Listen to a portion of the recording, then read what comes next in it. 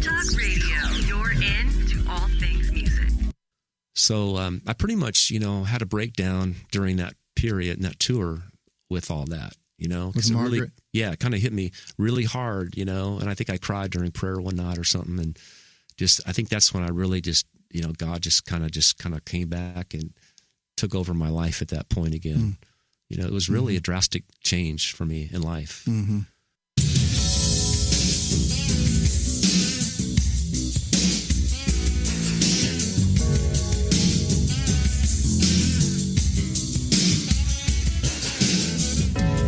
Welcome to Intersect Radio, where music, faith, and life converge.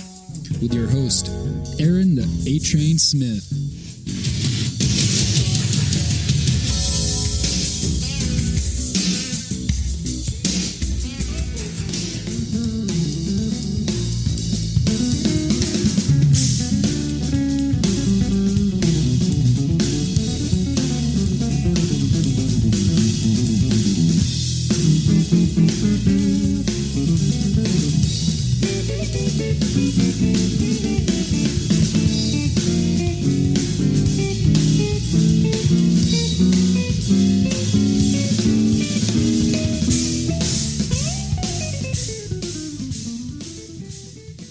Hey, welcome to Intersect Radio. It's another Tuesday here in Hotville.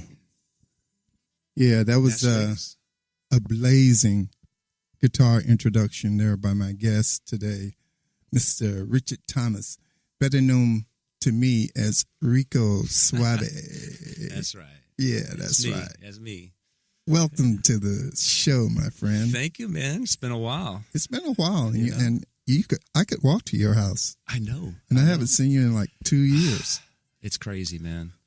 I mean, it's crazy we're meeting like this again after all this time, but this is awesome. I'm glad to see you're doing something very cool here, Yeah. Get inside of artists' heads and stuff. Yeah. Yeah, man. See what you're thinking. That's right. What you've been thinking. It's been a journey, man. It's been a journey of life and music and God, Yeah. It really has. Well, you started playing guitar at what age? Gee, I started at 7 years old, man. My aunt bought me a little acoustic guitar, and it's crazy. Back in the day, I think it was from like Sears and Roebuck or something, and it was like the strings were like an inch off the fretboard. Man, it was impossible to play this thing. So back in the day, I would when I started, I played with my thumb. I'd put my thumb over the top of the neck, and all I would play with was the bass strings. And I'd sit there and I'd play like whatever songs were popular when I was growing up as a kid, probably like Satisfaction by the Rolling Stones or something, or In-A-Gadda-Da-Vida, Deep Purple or something. Dun, dun, dun, dun, dun, dun. So that's all I could play was with my thumb. So I graduated from the thumb, because my hands were so small, to the top string. Then I started learning surf songs. Okay. Like being from the West Coast, how that goes. So, I was playing on just one string, like Wipeout. And then finally I started learning some chords and getting my fingers up on the strings. And then my mother bought me a cheap electric guitar, man. It was like a Silvertone. And so I started playing electric, at that point, about a year later. I guess she saw I had interest in it. Mm-hmm. And, man, that was crazy. It took off into them, getting me a Fender Strat down the road and all that stuff, as I got better. But yeah, as a little kid, man, we were playing probably within about 2 years, we had a little band, and we were playing, we'd play in the backyard and play outside, and people, would throw lettuce and tomatoes over at us as we're playing. We must have been pretty bad, right? To feed the band or to get the band to stop playing? Yeah, to get to stop. Yeah, you guys are horrible. Take that. And the drummer was playing on oatmeal boxes. He'd get oatmeal boxes, and he'd hit those. I mean, man, but, I grew up in in L.A. in the seaside port town of San Pedro, man. It was nothing but musicians. I was a young guy. Yeah, it was all bunch of great people came out of that town, but basically, yeah, the whole neighborhood was full. So I'd go to garage bands and I'd hang out and listen to people and get inspired. And come home from school, I'd stop, and listen to these bands play. And coming home from school, were they playing in each other's houses or no? When just the older kids in the neighborhood, where they'd be playing garage bands. Back in the day, you remember garage bands? Yeah, man? That was the best time of music, right there. That's before they had a program called Garage Band. That's right. Real playing, man. No programming stuff, And But man, it took me on a journey, man, and I just kept playing and practicing, and took a bunch of, got into lessons and all that stuff. And before you know it, by the time I was 13, man, I was playing like Jimi Hendrix solos and stuff. And that was one of my idols growing up, was Jimmy and Eric Clapton, Wheels of Fire, Cream, all that stuff. I was copping all that stuff with a record player, lifting up the needle every 10 seconds. Okay, I think I heard it. Let me see if I can grab it. Then, back again. I wore those records out, man. Yeah. And that's how I learned, and I learned by ear. And then, just started, Kids got it so easy these days. There's so much information, YouTube videos, printed material, all that sort of stuff. Tab. Yeah. Tab, digital, rewind, none of that lifting the needle. Oh, they could slow stuff down. Yeah. We couldn't do that. We had to depend on our ears, right? Yeah. So they could slow stuff down and learn it. And, it's amazing now. YouTube, you could just watch people play and learn stuff, Mm-hmm. But I'm kind of glad I did the way I did it, know? Yeah. A little harder, but I think it really sunk in a lot differently. In deeper. Yeah. Yeah, it was more. I'm reading this book called Peak by Anders Ericsson. That's a little plug from Mr. Ericsson.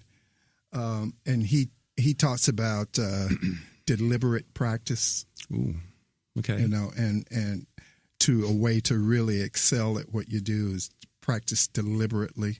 Yeah. Break down your weak points. Gotcha. Work on your weak points. Define what they are and make them stronger, with that intent every day of making that thing stronger and not just, how sometimes you can't do something and you come in and you practice the stuff you can already do. Right. And it's like, why am I down here practicing this? I can already do this, so you spend your time on those things you can't do. Yeah. And as far as the record player and lifting the needle, that kind of like gave you a deeper knowledge because you had to hold on to it.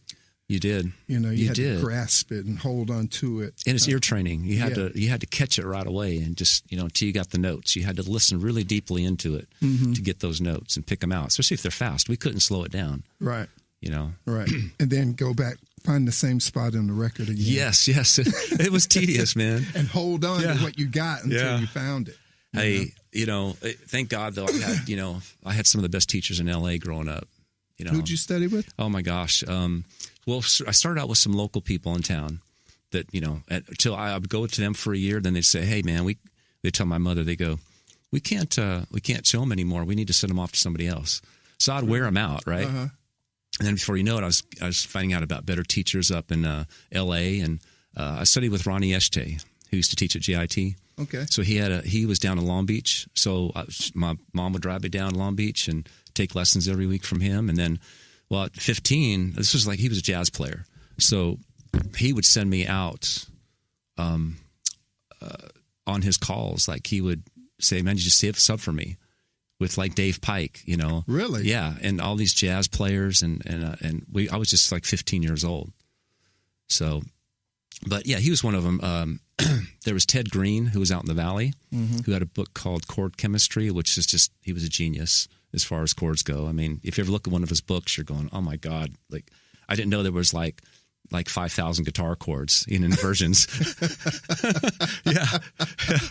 So, and he was one of my teachers. There's another guy that, I can't remember his name now. It's been so long, but he actually taught me a lot, man. I went with him for about a year and a half out in Redondo Beach. I remember he was friends with like, Larry Carlton and some of them kind of people. And then there was Joe Valente, who was up in Palos Verdes, who was a musical conductor. He was a trumpet player. So a lot of the LA guys would study sight reading from him as a guitar player. So like Lee Ritenour, they like people, Jay Graydon, those kind of people like that, Yeah. Is that kind of level of reading. So I studied with him, and it was very interesting. He had me reading just crazy notes all over the place. It didn't make any sense. It didn't matter because you're sight reading, right? And you go to a click and a metronome and you would just pound it out, man, get faster and faster. You notate your speeds and your practice every week until you went back. And then he also wrote books back then, and he also taught us out of the Louis Bellson drum books.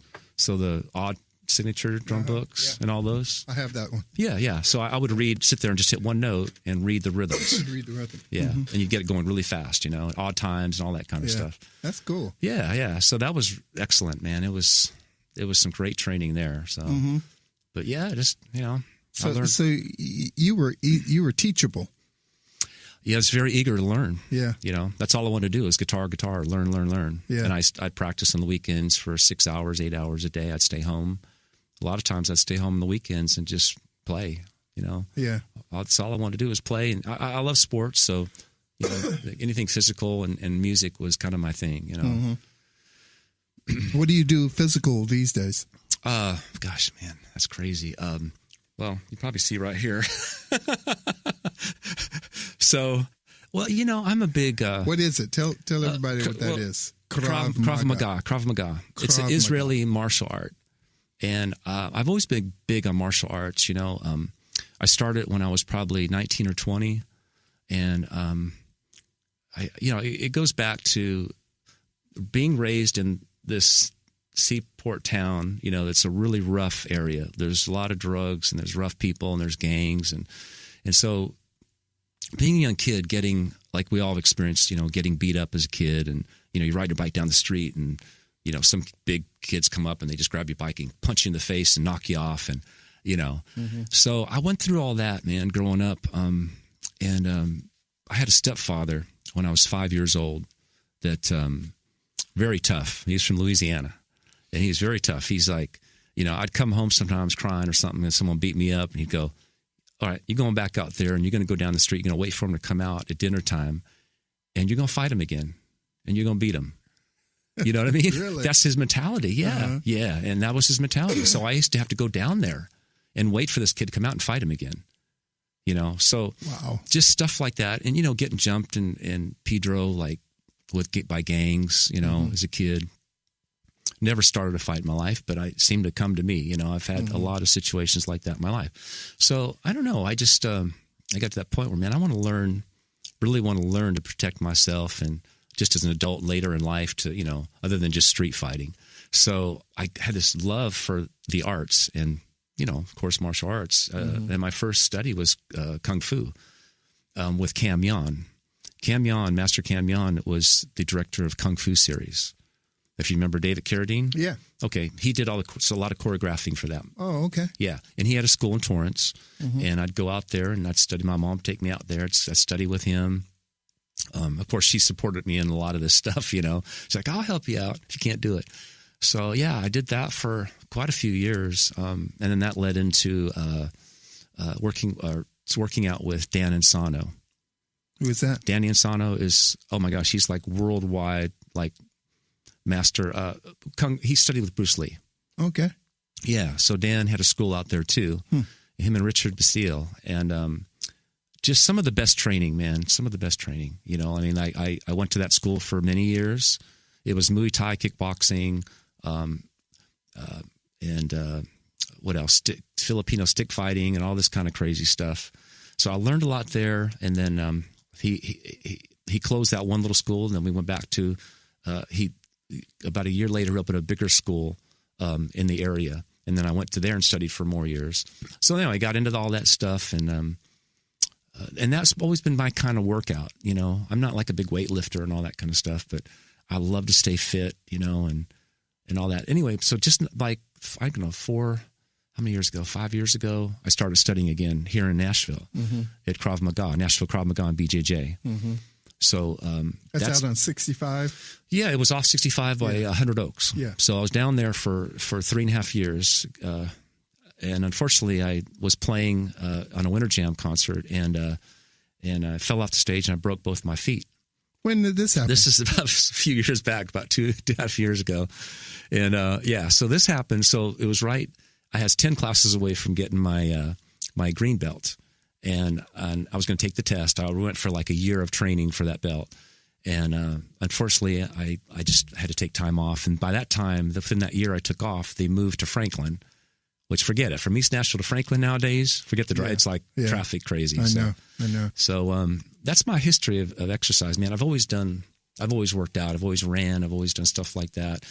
I just think it helps my mental attitude a lot, and it helps you in music, you know, and the arts helps you in music. I think that's always been a good thing for my music, doing that stuff. It's your concentration, focus, on that whole thing, and just the discipline of it all. It's a discipline. How did you do that and not hurt your fingers and your hands and? Hey, I did. I'm stupid. Everyone's like, well, you know, the cool thing was with these teachers, you know, they knew that what I did, and they would say, hey, look, man, if anyone breaks his finger or messes up his hands, we're going to take you outside. We're going to pretty much break yours. Oh, really? Well, I mean, they would say that in the classroom when I'm working out, because they could just be really careful of Rico's hands. He makes a living at this with his hands, and just be careful. I did break my finger in BJJ. I broke this finger, so it's my left hand playing my fret finger. So that took a long time to heal up. I try to be really careful, you know. But it's, you know, I love it so much. When I was younger, all I wanted to do was music, and I wanted to be a martial art teacher. Those are my two loves. I figure I could play music at night. In the daytime, I can go teach martial arts. Did it work out? No, it didn't. But, you know, I've had probably over 10 years of training of different styles and stuff. And I even studied with a guy in Venice Beach doing, what was it? Jet Kundo. No, Wing Chun. It was Wing Chun. Wing Chun, yeah.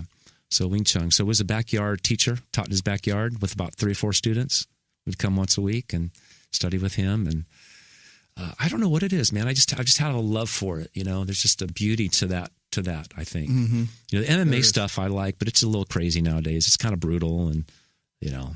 But I just love the arts, and I love learning. And I still look at YouTube. I look at videos, and I look at techniques and all that kind of stuff. Sometimes I have to say, honestly, more than music, I'm just infatuated with some of the stuff and how it's done. But I mean, I've had music, man. I put so much of my life into it, and years of practice and training and playing, and you know.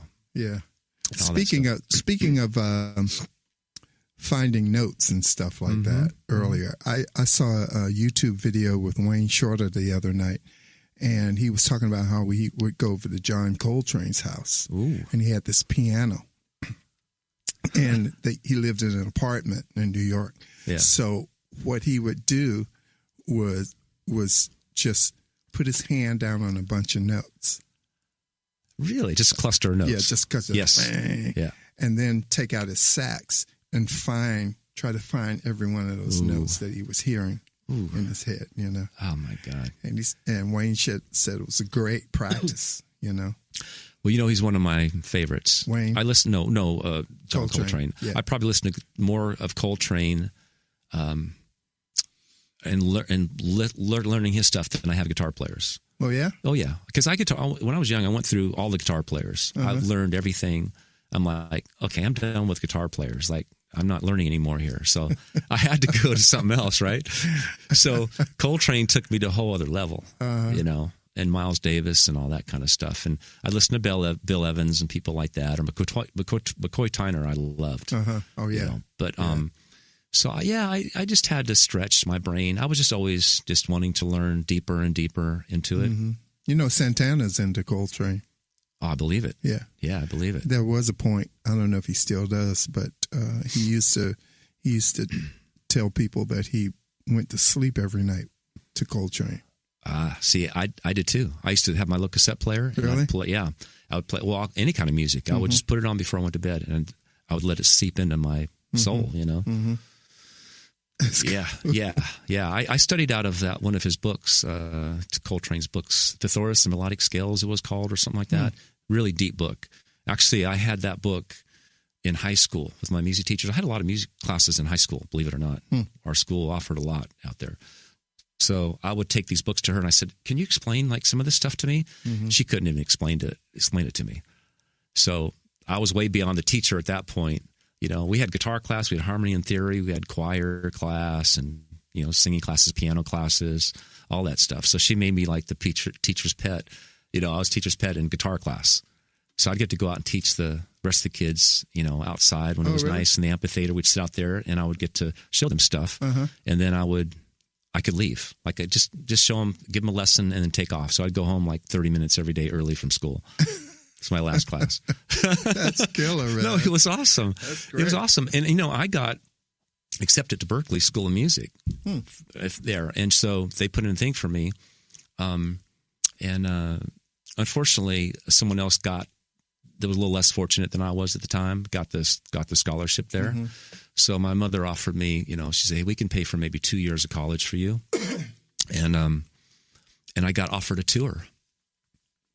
Yeah. So I'm like, well, do I want to go? And even my teachers, she told my parents, she said, hey, he's not going to learn anything there in 2 years, really. It's going to be boring for him. So I decided, at that point, I can go back to school and take classes and do stuff like I did when I get off the road. But I went on the road right out of high school. Who'd you go on the road with? Don Cunningham and Company. What kind of band was that? It was jazz and Latin and Afro-Cuban, but then we did some pop stuff.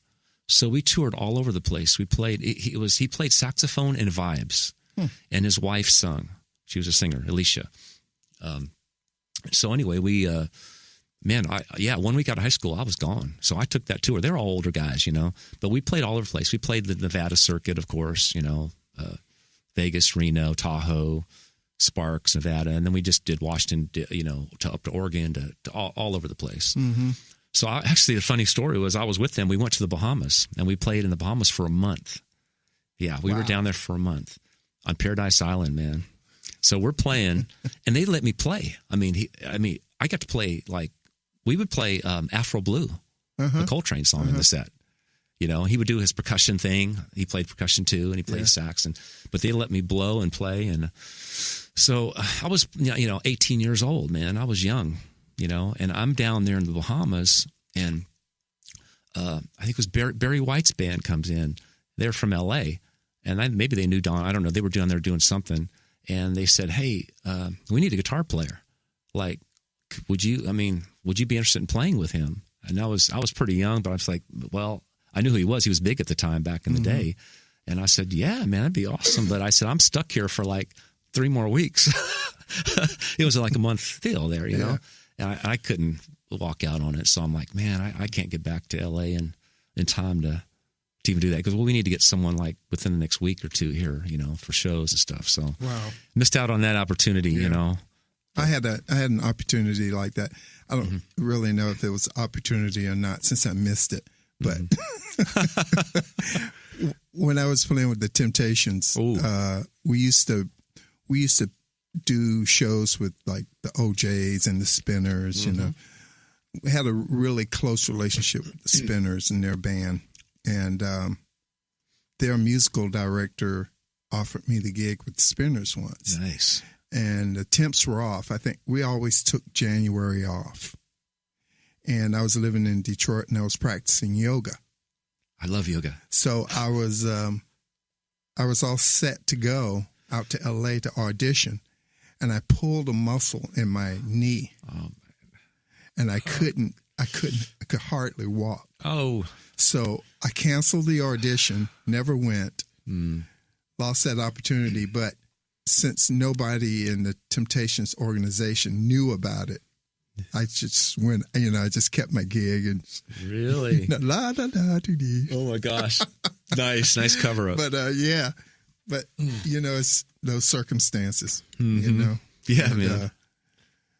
Maybe that was God's hand and all that sort of stuff. Oh, I believe that. Yeah, I believe that. When I look back on life and my journey, as long as I've been doing this, where I've come and where I was and been, and it's all God, man. We got to give Him the credit. Yeah. I mean, we've worked hard. I know we do. And maybe that's it. Maybe God just knows our heart. He knows, hey, we love this. And He gave us a gift, So, He finds a way to bless it, man. Yeah, He does. When I look back on where I told you where I came from, I look at some of the people that came out of that town, like James Newton. He's a flute player. He's world known, right? We used to jam all the time. He grew up in the neighborhood. We played all together. He's played with Herbie Hancock and Bobby Hutcherson and Brooklyn Philharmonic, and he's had a wonderful career. I think he's teaching now at USC or something out there in LA or somewhere. But world class flautist, he's just amazing jazz player. He came from there. We had John Bettis as a songwriter, wrote for Madonna and Michael Jackson and all kinds of Whitney Houston, like Grammy Awards and all kinds of stuff, Emmy Awards. Yeah, like went to my high school. Wow. Chris Stevens from the Titans. He left, I guess, a year ago, but Chris went to my high school, and we had, I went through that whole punk thing, back growing up, right? Like later 70s and all that. So, some buddies of mine were in a band called the Minutemen. George Hurley I went to elementary school with. My gosh, they did really well in the surf punk thing. The Minutemen. The Minutemen. They were called, West Coast punk band. They ended up being Firehose after that. T. Boone got in a car wreck and died pretty young. Yeah, so they did some changes, but it's crazy. So there's been a few people out of that town, man, that have gone off, and there's such great talent still there, and there was talent then. Ambrosia from I used to go see them as a little kid. Oh yeah, I used to stand out inside the free clinic and watch them play, and they're doing concerts in there on the weekends. Wow. Yeah. So I was raised around all that, a lot of musicianship and great players out there, and but there's still a lot that didn't get anywhere because, the drug thing was pretty heavy. A lot of people have gone from that, but it's sad, man, that the talent just stayed there. They never got outside of there. So I was very fortunate to leave and start working in town. So when did you start going to church? How did all that happen? Well, as a kid, I was raised up Catholic, so mother took me. I did catechism, communions, all that stuff. As a kid, went to school. Altar boy. Yeah, I did all the little things as a kid. As a Catholic, and we would go, every month. But that. You would go every month. I mean, that's probably about right. Yeah, every month. It wasn't every week, especially when I got older. But once a month. But then I got older. Then I kind of got back into it some. But that was a church that I went to, the Catholic church, my upbringing out in L.A. And then, of course, that all changed when I came to the South. Yeah, when I came here, then I started going to non-denominational churches and. Why did you come here? Well, I'll tell you, man, L.A., I'll tell you what I was doing. I was, let me go back because it leads to where I am in a sense. Well, after playing clubs, for years in L.A., 6 nights a week, and we played all around the coast areas and all that kind of stuff, So I did that for quite a few years and then did sessions and stuff like that. But, I was playing down in Manhattan Beach, actually, and a guy came in and he said, because, man, I love your playing. He goes, I know this pop artist who's looking for a guitar player, and you'd be great, I'm like, okay. So he said, why don't you come up and play with us out in Calabasas? So I'm like, okay. So we made a schedule, and I went out there and played with him. It was Michael Damian from Young and Restless. So I'm like, man, this is cool. I had no idea what I was getting into. So I played, and they said, man, we love you. Yeah, we're going to hire you. So they hired me. So I'm now with Michael, who had, 3 number ones back in the day. Rock On was one of them. And it was huge for such a long time on the charts. And I think there was a movie involved with that song as well. But he was a teen idol. He was on that show since he was 18 years old. So I get hooked up with Michael. It's a great thing because his brother's own studio up in North Hollywood, Tom Weir. And Tom Weir and them, they're hiring me for sessions, TV work, and all this kind of stuff on top of it all. So I'm either in the studio or I'm on the road with Michael or I'm on the Young and Restless. Really? Yeah. So here I am. Did you make cameos on the Young and Restless? We as his band? It was kind of like he was a pop star on the show. And he was Danny Romalotti his character, and he would do a concert every end of the season. So what we would do is we'd have these rehearsals along building up to this big concert on the show. We would sit around a lot of times just like this, talking, drinking coffee, talking about what we're going to do, or talking about people that were on the set, in the whatever the scene was. So they would send us scripts, we'd get lines. And we'd go in and we'd have our little lines. Each one of us would say something. And so, we did that. We'd go on about once a month or so, once every month, every other month or whatever. And then at the end of the season, we'd do this blown out, huge big concert. It was awesome, man. So, so we did that. I did that for 5 years.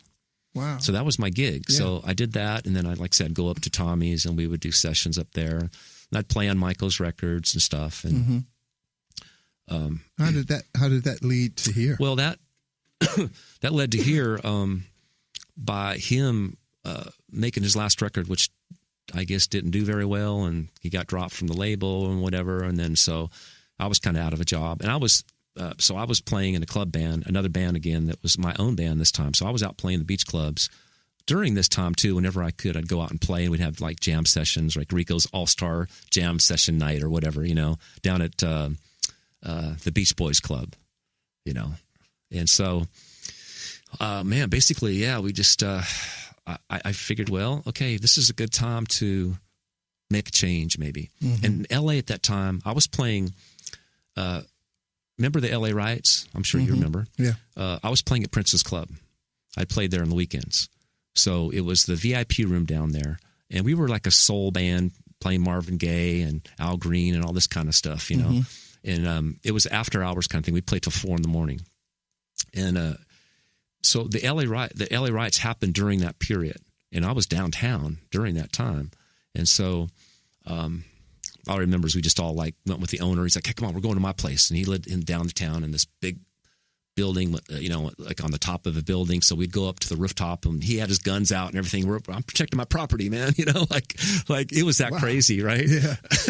So I just, there was carjackings going on, man. People like stopping you at a stop sign with a gun and get out of your car and Really? Take your car. Yeah. Like freeway shootings, like the city was just nuts. I didn't like it anymore. I'm like, I'm sick of this, I want to get out of here. So we were talking to, Jill. Remember Jill? Yeah. So she knew someone down here that played with Bonnie Raitt, guitar player. And he, gave her information about, hey, this is not country down here. There's other kinds of music here. So I'm like, oh, man, maybe I should go down and check out Nashville. So sure enough, I'm like, all my accounts are coming to an end, all the TV shows, all that stuff. So I pretty much packed it up just on a whim and just said, let's go to Nashville.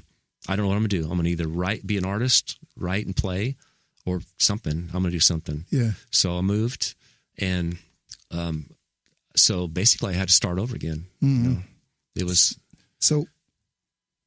So what led you to like finding a church and all that? Oh yeah, that's right. I got off the whole thing, didn't I? That's all right. Well, that's what led me. Okay, so I'm looking for work for about 3 months. Playing, going and sitting in with people down in Nashville in the clubs and trying to get known in town. And a bass player in town said, "Man," he goes, "you need to go check out this artist, and she's looking for somebody like you." And I said, "Okay." So I go down there. Audition. I call their management, get an audition for it. It's Margaret Becker. Okay. I knew nothing about any Christian artist.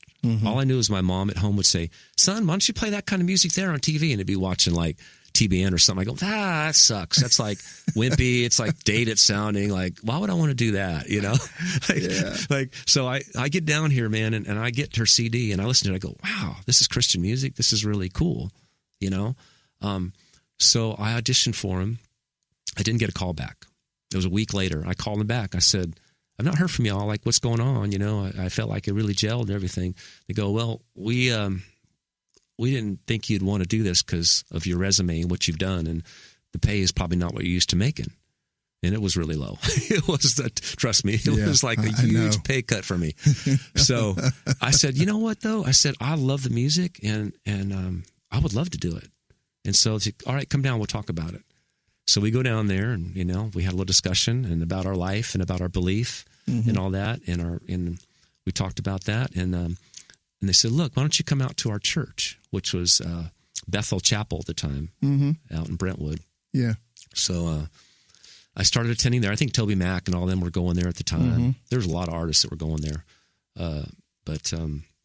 So I started going there. It was an awesome church. And that it just opened up my whole life to, wow, this is what church really should be like. I'm learning something. It's not 15 minutes of a sermon or 10 minutes of a sermon, and a bunch of ritual stuff. It's actually, we're getting in some depth here, and you can understand it. And it's not like the Latin accent you hear from the priest in a cathedral echoing, and you go, I can't understand a word he's saying. I'm not getting anything here, you know? And there was no fellowship. There was no prayer. There was no fellowship other than your Hail Marys, Our Fathers, and going to see the priest in confession, you know? I mean, so, man, it was, you know, my belief in God has always been the same. It's just a different way of going about it now, you know, over the years.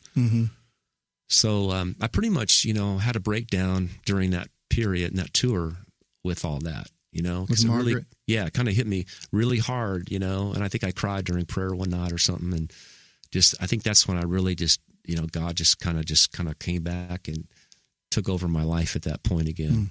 You know, it was really a drastic change for me in life. So yeah, it changed my whole course. And I mean, God knew my course anyway. Yeah. He's made this course, and he's, of course, now I look back, and that was how many, 20 something years ago. I look back on it now and go, wow, he has made this path for me.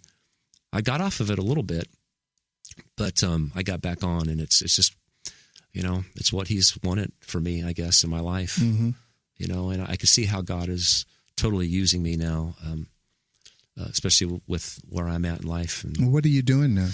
Well, besides just making my own little records,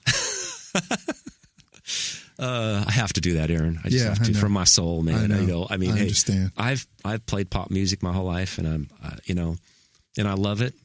But sometimes you just have to just get beyond the box, man. I mean, here in Nashville, you know, it just it can limit you sometime in your musicianship. You know? But I'm doing great things, man. I've been.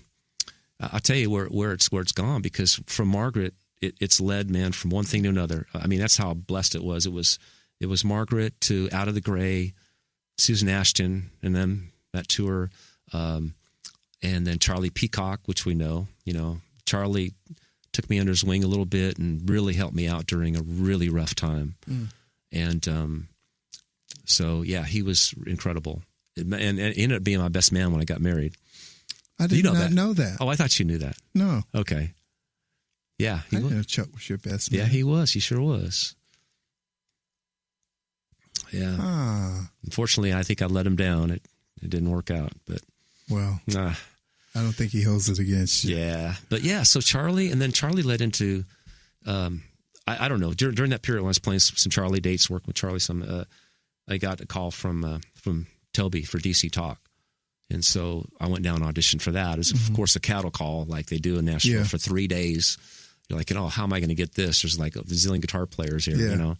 So went in and auditioned and lowered my Les Paul down to my knees, put on a beanie, and jumped around like an alternative rock dude. You have to wear many hats, you know, if you want to survive around here, you know. Yeah. So at the end of it, Toby's like, hey, I didn't know you could play like that. Oh, it's funny. Yeah, I was playing with Margaret. We were playing somewhere at a festival, and Toby came out to that festival, man, and he was by the soundboard, and some guy that was working on the stage came over. He goes, man, he goes at the end, he goes, you know, Toby was checking you out this set. He was having the monitor guy put you in the monitor, like he was scoping you out. I'm like, really? Like, okay, that's cool. I didn't know much about Toby or anybody. Yeah. I mean, I was pretty fresh in the industry. So, but yeah, so that whole thing with DC Talk was wonderful. By the end of it, I was ready to stay off the road. I wanted to stay in town, and I told management, I said, look, man, I'd love this. I just think I need to stay in town and do some other things. And then I get a call from Michael W. Smith, which... You were on that. Yeah. So that's how that happened, man. It was kind of like, wow, really? I go, well, do I have it in me to go out for one more year? Were you with DC Talk when they toured with Smitty? Or was that Moat? Or was that Paul Moat? I don't think I was. I don't remember that. All I know is I was playing with DC Talk, and Smitty came to a show. We were out of town somewhere. I don't know. We might have been in his hometown somewhere. And he came and he got on stage with us. And it was shortly after that I get that call because he heard me play, and then he called me for the tour, you know. And I guess him and Brent Bourgeois had me down to look at the plan, the model of the tour and the stage setup and all that. We got Michael Jackson's crew, and we got this. It's going to be awesome. It's going to be huge, and you know the runway with the pod, the piano coming up, you know. And I go, yeah, this just sounds pretty good. Maybe I can do this one more time. So I accepted and, did it for another year. And it's crazy, man, how God works. Because, I mean, it just, I was struggling at first in town, man. I was, when I was with Margaret, I'd sleep in they'd put me in a little sleazy hotel somewhere, or I had to go sleep on someone's couch. After at some point I didn't have a place to live. So I was like, some of the musicians would have me at their house, and it just wasn't a great time. It just took a while to get going again. And here I was playing with a pop star in LA, making all this great money and doing so well. And I come to Nashville and I'm like struggling, but it was all worth the struggle. Yeah. It was God's plan. And I finished Smitty, and during that time with Smitty, that's when I got married. And then, Jill at the time was going to have a baby. So I said, I can't go out anymore. So I get a call after the tour from Shania Twain. I'm thinking, oh my gosh, and so I'm on the phone with Shania Twain, and they go, hey, Tommy Sims highly recommended you. And I'm thinking, oh, wow, that's sweet of him. And I go, okay. And I go, well, I'm really, just got off the road. I think I'm going to stay in town for a while. My wife's having a baby, and I think I need to just be here for my son. And then Jill walks in the door like a minute later. Actually, when I was just getting off the phone, she goes, who is that? I go, well, I was talking to Shania Twain's management company, and, well, what did you say? I said, I can't do it. And she said, what? Are you crazy? What are you doing? I said, well, hey, I don't want to be gone. And, this is my first child. And I just had to sacrifice something at some point for something, like that. And I stayed off the road. But, wow. But yeah, so the church, the whole church, going back to the whole church thing, but that brought me into church. And then, of course, I've been to some different churches along the way. I'm at Village Chapel nowadays. Oh, you are? Yeah, Pastor Jim Thomas down the street. They do early Jim and service. Kim? Yeah. Wonderful church. You know? Yeah. I used to go to the other campus, the main campus, for about 3 years. Down by 21st Street. Yeah, 21st Street. Way down there, yeah. But that's a beautiful building. Oh, I know. Yeah. I bet that's where Charlie's daughter, Molly, got married, isn't it? Yep, I think she got married there. Yeah. So you're playing with NewSong now. Yeah. How long have you been doing that? Okay, so leading up to NewSong has been a crazy thing, because I stayed off the road for all those years, and basically, back to struggling again, have a kid, newly married, so I had a studio built at the house. Jill's she's an entrepreneur. She's trying to start businesses and all that stuff. So I built a studio to work, to stay home.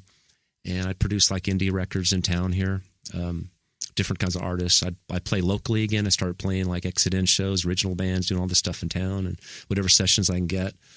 But yeah, I worked a lot out of my studio for some years during that time.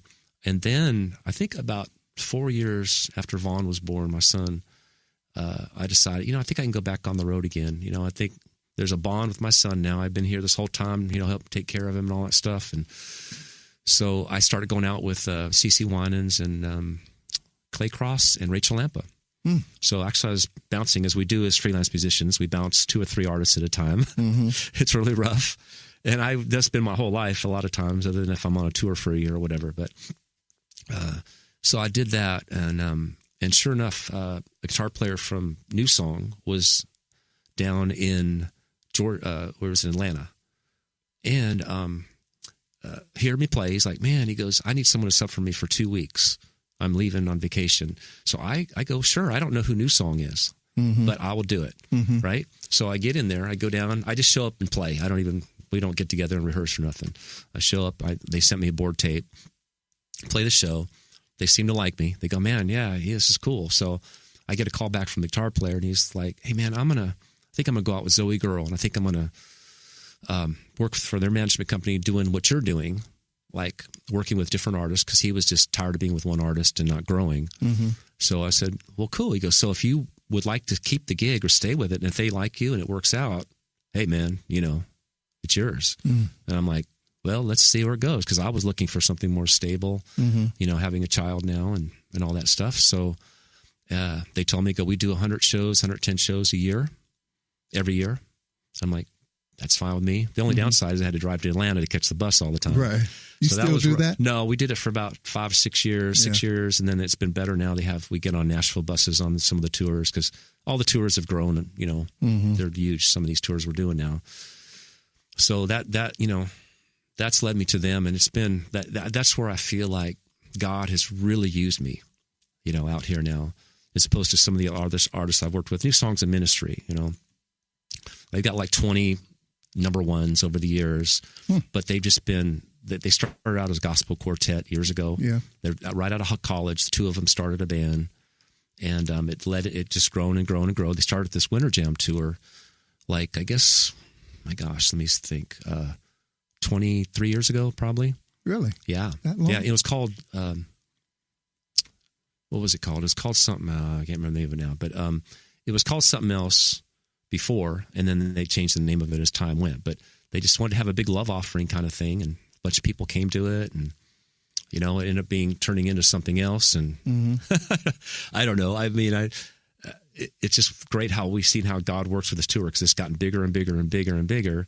And over the years, it's been like, I think for like 2 or 3 years, it might have been top tour in the world, like top 1 and 2. Really? Yes. Until I think 2 years ago, Garth Brooks beat us out just because he had more shows. So he had more shows. But for attendance, we've topped out Justin Bieber, Miley Cyrus, all them. We beat in a Christian tour. Wow. Yeah. For attendance. I mean, we turned away people at these arenas. It was crazy. Are you guys doing a jam now?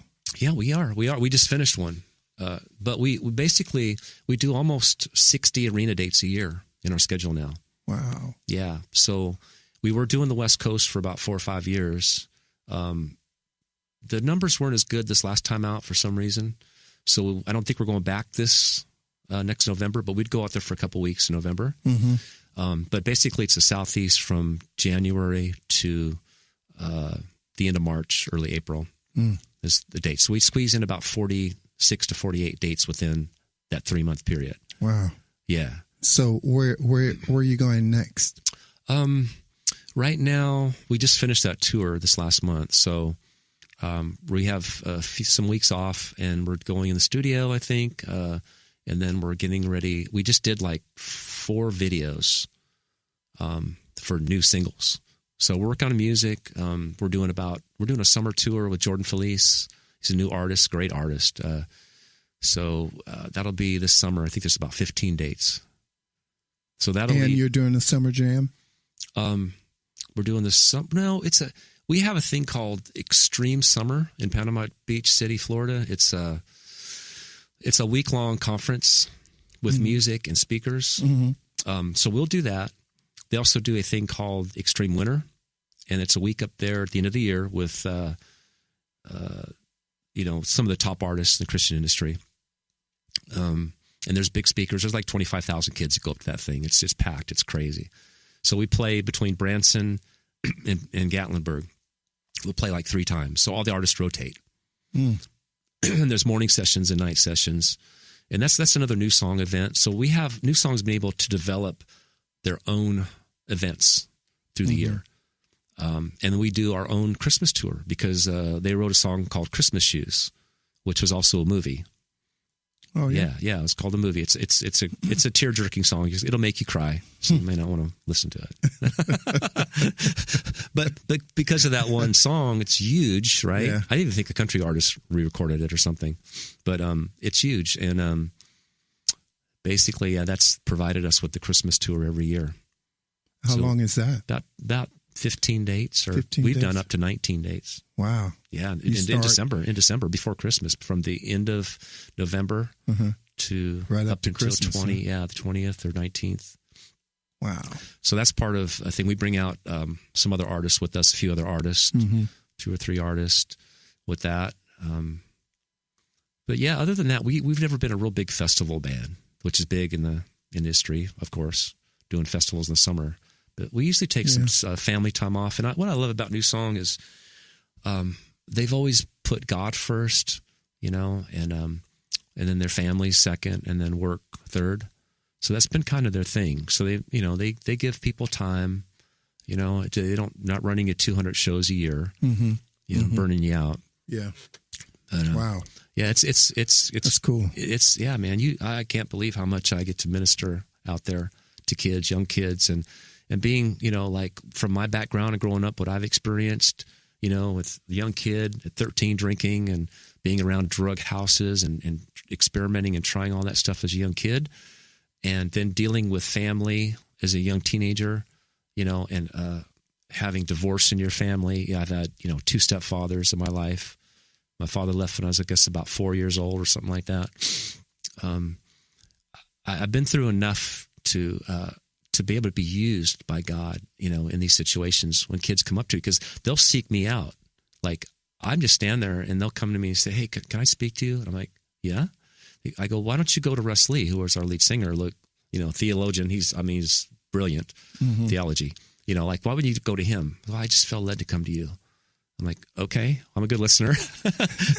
So we talk and I get to pray with him, and it's been a just amazing journey, man. I get to go to the table every night and I meet people that at the merch table. Yeah, so I'll go up there and meet people, and I get so many stories, man. I never had that with any other artist before. Yeah, usually that the artist, that's their thing, right? Right. But in NewSong, you feel like you're kind of the artist in a sense. You just, I don't know, it's just kind you're of part of the whole you thing. feel, in a sense, yeah. Where you get to be part of that ministry thing, So, and I could, I see how God is, where He's taken me, how He's used me to get to this point in life. It's been a long road, man, but it's been and there's a lot of road yet to come.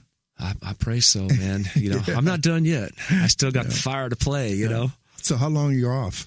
Man, we're probably off for maybe 3 weeks. You know where you're going? Well, I think the studio stuff possibly coming up. Okay. I think I saw like 3 or 4 days, but other than that, I haven't looked into May. There's probably few things here and there, but June gets really busy for us.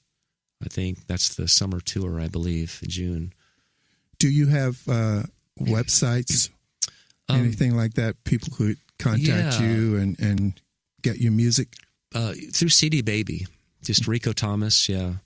It's CD Baby /CD/Rico Thomas. So there's that. That's pretty much where you find it. It's on iTunes. Probably a lot of my stuff's on Spotify. So basically, my music is, I started this thing when I had a website years ago. It was like Rico's like music gallery, because my whole thing was like, I want to make different kinds of music. Because I love different kinds of music. I just don't want to be stuck doing one thing. Yeah. So, I made like acoustic instrumental records.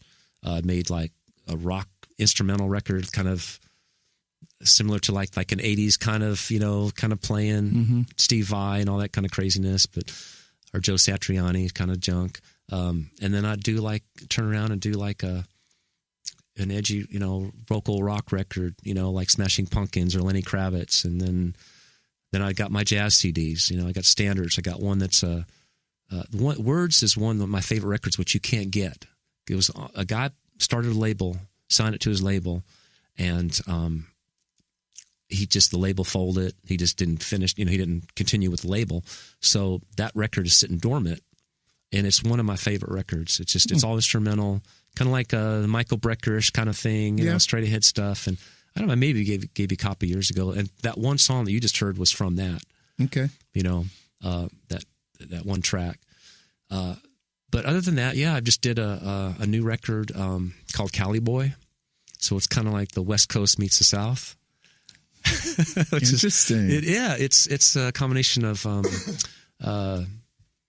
bluegrass, hillbilly, funk, and some West Coast influences. Really? Of course, I took some of the West Coast, and since I've been in the South for years, my Southern influence. And I've been playing a lot of banjo and mandolin, and like lap steel, just stuff like that. So pretty much I play all that stuff on there.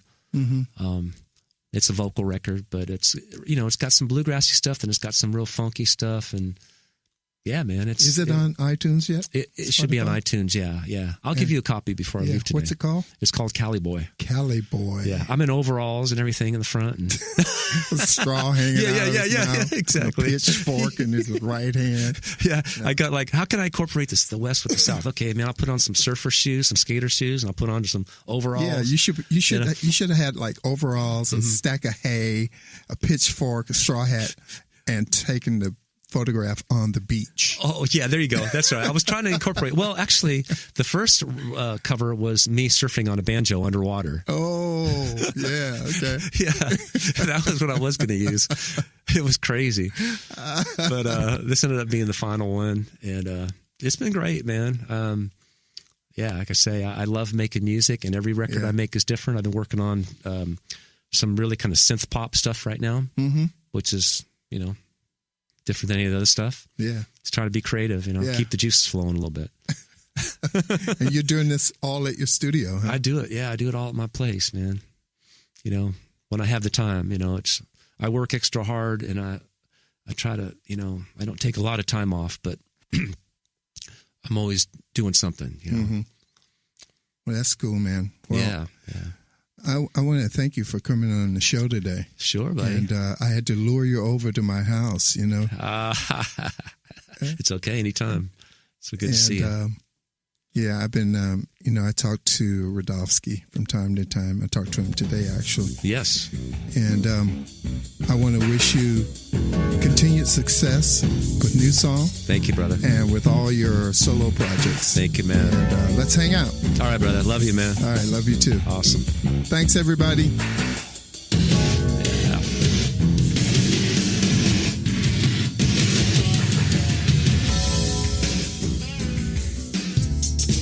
This is Jackie Bertoni from Jackie's Groove.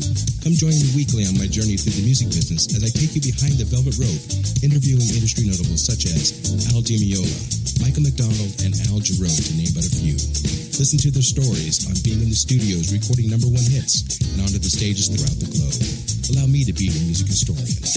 You can hear me live every Monday at 2 p.m. and every Wednesday at 12 noon Pacific Standard Time or 24/7 on jackiesgroove.com. Ready to get your groove on? Hi, this is Tim Dolbear from Eclectica Studios. I'm a full-time mixing and recording engineer. I work with Grammy winners, labels, and indie artists, using state-of-the-art digital mixing and restoration tools and the very best in analog gear.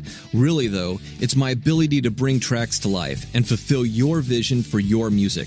This has made me sought after by producers and artists worldwide. So spend your time working on music and not chasing a mix down a rabbit hole. Go to timdolbear.com and check out our free one-song mix offer. You know what's all around you every waking moment of your life? Marketing. You're choking on it. I'm Scott Robertson, and when it comes to strategic PR, branding, and marketing, I've seen it all. And actually, I'm still seeing it because bad marketing never sleeps. Join me each week on May the Best Brand Win, right here on Intertalk Radio, and learn how to make the marketing for your brand unforgettable. Are you serious about your music? Are you ready to run with the big dogs? The experts at Pitbull Audio have the gear to get you into the game. From leading manufacturers like Mesa Boogie, Fender, Pioneer, and American Audio. To sound your best, you need the best. Pitbull Audio can deliver in rehearsal, on stage, and into the big time. Dropping beats, shredding guitar, or making the crowd roar. Whatever you dream, Pitbull Audio can help make it happen. We are Pitbull Audio. We want you to play it loud. PitbullAudio.com.